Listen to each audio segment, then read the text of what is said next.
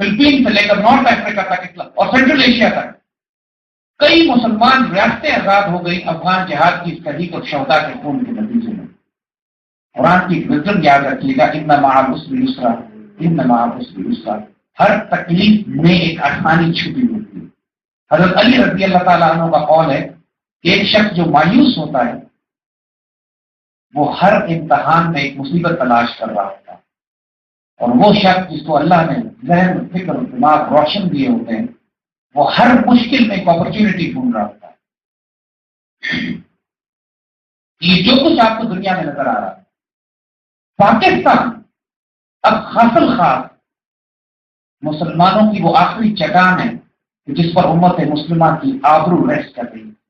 ایک دور تھا کہ مسلمانوں کا مرکز بغداد تھا، ایک دور آیا کہ مسلمانوں کا مرکز استنبول بن گیا۔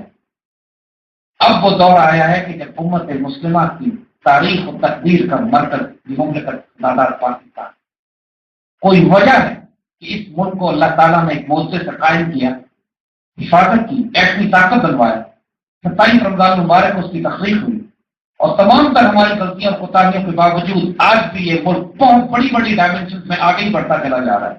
ہم کو صرف پرابلم نظر آ رہی ہیں، ان پرابلمس کے پیچھے بہت زیادہ ڈیولپمنٹ ایسی ہیں جو ہمارے دشمن دیکھ کر خوفزدہ اور لرزیدہ۔ یہ ملک اب فیصلہ کن مارکا گاہ جو ہے، جب فائنل بیٹل گراؤنڈ امت مسلمہ کی آبرو کی حفاظت کے لیے وہ پاکستان۔ اس لیے علامہ اقبال نے اپنے تمام کلام اردو اور فارسی شاعری میں، عربی حالانکہ وہ عربی جانتے تھے، عربی میں نہیں، اس لیے کہ ان کا فوکس بھی اسی خطہ زمین پہ تھا۔ اس کے بارے میں جو بشارتیں ہیں جس پر اقبال نے کہا تھا کہ میرے عرب کو آئی ٹھنڈی ہوا جہاں سے، میرا وطن مبی ہے، میرا وطن مبی ہے۔ آنے والے دور میں پاکستان اور یہ خطہ زمین جو افغانستان، سینٹرل ایشیا، خراسان کے علاقے ہیں، انہوں نے بہت بڑے بڑے فیصلہ کن کردار ادا کرنے ہیں۔ اللہ تعالیٰ کی بھی خاص نگاہ ہے یہاں پر، اور ہمارے دشمن بھی خاص طور پر اس خطے کو گھیرنے کی کوشش کر رہے ہیں۔ آزمائشیں آئیں گی آنے والے دور میں، اسی لیے ایک ایجنسی ہے، جلد میں ایک ہم جلد بازی میں نہیں، جلد کام کرنا چاہتے ہیں، کیونکہ اب آنے والے دور میں آزمائشیں، لیکن وہ آزمائشیں اس روز سے پہلے ضروری، وہ انہیں 10,000 انجم جب تک نہیں ہوگا اس وقت تک صحت پیدا نہیں ہوگا۔ دوسرا سوال مجھے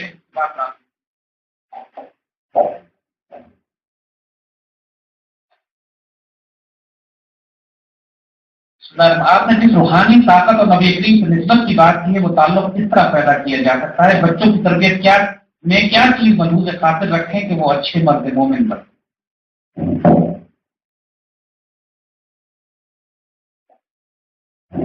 تاریخ اسلام میں 1400 سال کی مسلم ہسٹری آپ اٹھا کے دیکھ لیجیے، حضور صلی اللہ علیہ وآلہ وسلم سے ایک ذاتی تعلق، ایک پرسنل محبت، ایک عقیدت کا اظہار ہماری پوری اسلامک پائٹی کا، اسلامک لٹریچر کا، ہمارے اسلامی آداب کا، تہذیب کا حصہ رہا، جز رہا۔ اس چیز کو اپنے بچوں میں پیدا کیا جاتا ہے، چاہے وہ شاعر دربار نبوی حضرت حسان بن ثابت ہوں جو حضور صلی اللہ علیہ وآلہ وسلم کی شان مبارک میں قصیدے کہتے ہیں، وہ محبت پیدا کی جاتی ہے، چاہے وہ قصیدہ بردہ شریف ہو امام بصیری کا کہ جس میں مولا صلی وسلم دائما ابدا، چاہے وہ سعدی کا بلغ العلا بکمال ہی کا شفت دجا بجمال ہی ہو، یا علامہ اقبال کا وہ خوبصورت کلام ہو میں حضور صلی اللہ علیہ وسلم کی شان مبارک میں آپ نے اپنی طرف سے محبت اور پیار اور عشق عقیدت کے تحفے پیش کیے ہوں۔ لیکن تاریخ اسلام میں یہ ہماری تہذیب اور وجود کا حصہ ہے، اپنی نسبت حضور کی طرف، درود شریف کی کثرت، حضور صلی اللہ علیہ وسلم کی حیات مبارک کا مطالعہ، حضور سے محبت اور تعلق صرف کتابی درجات سے بڑھ کر صحابہ نے دیکھی کیسے کیا تھا، let's see how they did it. یعنی ہمیں کنفرم بات روایتوں سے معلوم ہوتی ہے یہ کہ صحابہ کا حضور سے پیار نہیں تھا، عشق اور جنون تھا۔ حضور کے وضو کا پانی گرنے نہیں دیا جاتا تھا کہ وہ اس وضو کے پانی کو لے کر اپنے جسم پر مل لیا کرتے تھے، برکت کے لیے، محبت کے لیے، پیار کے لیے۔ جس دن حضور کا پسینہ اس کو جمع کر کے اس سے خوشبو بنائی جاتی، حضور جس دن بال مبارک تمشواتے تھے اس دن صحابہ کا جمع تقریر جمع ہو جاتا تھا، حضور کے بال اپنے ساتھ لے جاتے تھے، برکت کے لیے اتفاق رکھتے تھے۔ اور سیدنا خالد بن ولید نے تو اپنی ٹوپی میں بال پرو لیے تھے، اور تمام غزوات میں جہاد میں اس کے بعد جاتے تھے وہ اس امامے کو پہن کے جاتے تھے جس میں حضور کے بال مبارک ساتھ رہا کرتے۔ کسی کے پاس حضور کا جبہ تھا، کسی کے پاس حضور کی عصا تھی۔ آج بھی تو کافی کے میوزیم میں جائیے، استنبول کے گھر میں جائیے تو وہاں حضور کے تبرکات رکھے ہوئے جو 1400 سال مسلمان سینے سے لگا کے رکھ رہے، محبت اور پیار کے ساتھ۔ یہ سب چیزیں جس سے ایک نسبت، ایک تعلق، ایک محبت بڑھتی ہے، صرف کتابیں پڑھنے سے نہیں، حضور سے نسبت کی چیزوں کا تعلق۔ مسجد نبوی میں ضرورت کی زیارت، حضور صلی اللہ علیہ وسلم کے روضے میں سلام پیش کرنے کی خواہش، یہ ساری چیزیں اپنے بچوں کو عمرے پہ لے کے جائیں، ان کو مسجد نبوی کے آداب سکھائیں۔ جہاں آج بھی یہ آداب ہے کہ یہاں پہ آواز بلند نہیں کرو کہیں تمہارے اعمال ضائع نہ ہو جائے۔ اللہ تعالیٰ بھی ان پروٹوکال کو فالو کرتا ہے۔ اپنے بچوں کو حضور کے معاملے میں ادب سکھائیں، حضور کا اسم مبارک کیجولی نہیں لینا۔ ہم ایک صرف چھوٹا سا واقعہ سناتے ہیں جس سے آپ کو تربیت کا اندازہ ہوگا، اس کے بعد ہم ختم کریں گے، وقت محدود ہے۔